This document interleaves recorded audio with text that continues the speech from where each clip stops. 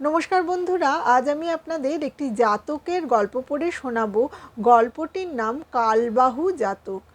পুরাকালে রাজা ব্রহ্মদত্তের সময় বোধিসত্ত্ব এক শুকপক্ষী রূপে জন্মগ্রহণ করেছিলেন। তার নাম ছিল রাধ, আর তার কনিষ্ঠ ভাইয়ের নাম ছিল গোষ্ঠপাদ। বোধিসত্ত্বের শরীরটি বেশ বড় ছিল। একদিন এক ব্যাধ এই দুটি শুককে ধরে নিয়ে গিয়ে রাজাকে উপহার দিলেন। রাজা তাদের একটি সোনার খাঁচায় রাখলেন। তাদের সোনার পাত্রে মধু মিশ্রিত খই খাওয়াতে লাগলেন, শর্করা বা চিনি মিশ্রিত জল দেবার ব্যবস্থা করলেন। এইভাবে তাদের যথেষ্ট আদর যত্ন করতে লাগলেন। তারপর আর এক ব্যাধ একদিন কালবাহু নামে ঘোর কালো রঙের একটা বানর এনে রাজাকে দিল।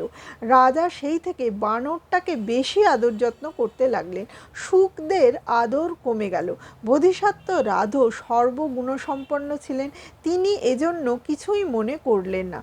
কিন্তু তার ভাই, কনিষ্ঠ ভাই, মনে সেরকম উদারতা ছিল না। সে একদিন তার বড় ভাইকে বলল, আগে আমরা কত সুস্বাদু খাবার পেতাম, কিন্তু এখন কিছুই পাই না।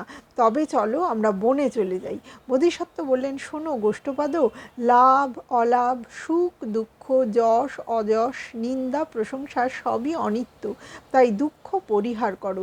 তবু গোষ্ঠপাদ বলল, দাদা তুমি বুদ্ধিমান, কিভাবে বানরটাকে তাড়ানো যায় তার উপায় স্থির করো। বোধিসত্ত্ব বললেন, কিছু করতে হবে না, বানর তার নিজের দোষেই বিতাড়িত হবে। তার ভ্রুকুটি ও চোখ মুখের ভঙ্গি দেখে রাজকুমারেরা ভয় পাবে, তখন একে তাড়িয়ে দেবে। বোধিসত্ত্ব যা বলেছিলেন কিছুদিনের মধ্যে তাই ঘটল। কালো বানরটার ভ্রুকুটি ও মুখভঙ্গি ও কান নাড়ানো দেখে রাজকুমারেরা ভয়ে চিৎকার করতে লাগলো। রাজা বানরটার এই কুকীর্তির কথা জানতে পেরে আদেশ দিলেন, ওকে দূর করে দাও।